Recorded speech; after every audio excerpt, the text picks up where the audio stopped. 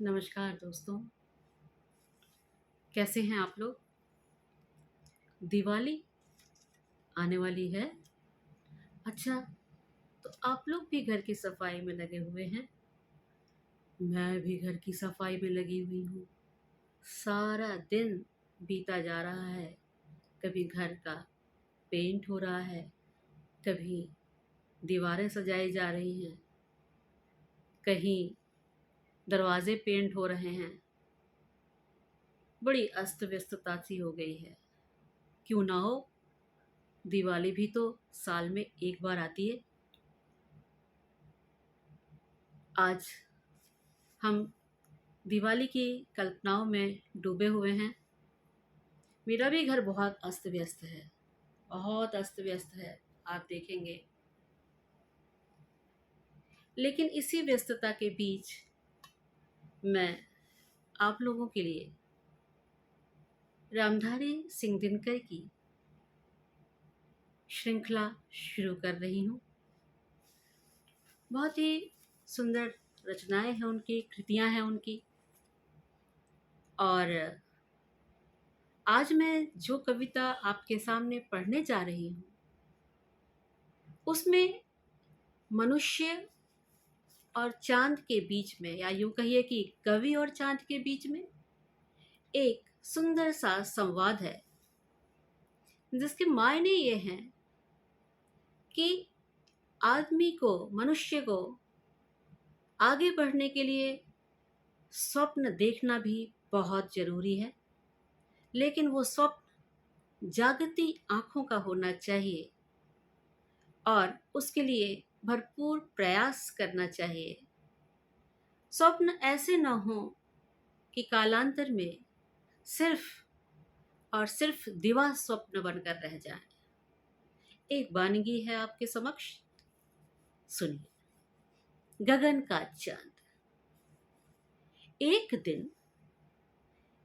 दिन कहने लगा मुझसे गगन का चांद। एक रात कहने लगा मुझसे गगन का चांद कि आदमी भी क्या अनोखा जीव होता है। आदमी भी क्या अनोखा जीव होता है। उलझने अपनी बनाता, आप ही फंसता, और फिर बेचैन हो जगता न सोता है। और फिर बेचैन हो जगता न सोता है। आदमी भी क्या अनोखी चीज होता है। जानता है तू कि मैं कितना पुराना हूँ। जानता है तू कि मैं कितना पुराना हूँ। मैं चुका हूँ देख मन को जन्मते मरते। मैं चुका हूँ देख मन को जन्मते मरते। और लाखों बार तुझसे पागलों को भी चांदनी में बैठ स्वप्नों पर सही करती। ये चांद के वक्तव्य हैं, चांद के कथन हैं, जो वह मनुष्य से कह रहा है कि तुम जैसों को मैंने सिर्फ कल्पनाओं में ही खोते हुए देखा है। चांदनी रात में बैठकर तुम बहुत ही मनोहारी कल्पनाएं कर लिया करते हो। और तुम हमें जानते हो, मैं आकाश में जो जगमग जगमग कर रहा हूँ वो कितना पुराना है, शाश्वत है।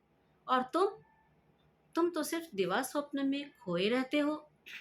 आदमी का स्वप्न आदमी का स्वप्न वह है बुलबुला जलवा। आज उठता और फिर कल फूट जाता है। आदमी का स्वप्न वह है बुलबुला जल का। आज उठता और कल फिर फूट जाता है। किंतु फिर भी धन्य ठहरा आदमी ही तो। किंतु फिर भी धन्य ठहरा आदमी ही तो। बुलबुलों से खेलता कविता बनाता है। मैं न बोला किंतु मेरी रागिनी बोली। अब ये कवि कह रहा है, जो मनुष्य की तरफ से कह रहा है। जब चांद ने बड़े ताने से दे दिए कि आदमी धन्य है, बुलबुलों से खेलता है, जल से खेलता है, कविता बनाता है। आज उसके बुलबुले उठते हैं, कल वो फूट जाते हैं। तो सुनता रहा कवि फिर बोलता है, उसकी कल्पना से जो आवाज निकलती है, मैं न बोला किंतु मेरी रागिनी बोली। क्या बोली? देख फिर से, देख फिर से चांद मुझको जानता है तू। देख फिर से चांद मुझको जानता है तू। स्वप्न मेरे बुलबुले, स्वप्न मेरे बुलबुले, है यही पानी, आग को भी क्या नहीं पहचानता है तू। तुमने हमारे बुलबुलों को देखा है, जल की शीतलता को देखा, पर तुमने आग को नहीं पहचाना क्या? हमारे अंदर एक आग भी धधकती है, वह आग जो किसी को भी समाप्त कर देने की क्षमता रखती है। तो मेरे अंदर वो जो अग्नि विद्यमान है, क्या उसे नहीं पहचाना तुमने? तुमने बाहरी बाहरी देखा, अंतर्मन तो देखा ही नहीं। आग को भी क्या नहीं पहचानता है तू। मैं न वह, मैं न वह जो स्वप्न पर केवल सही करते।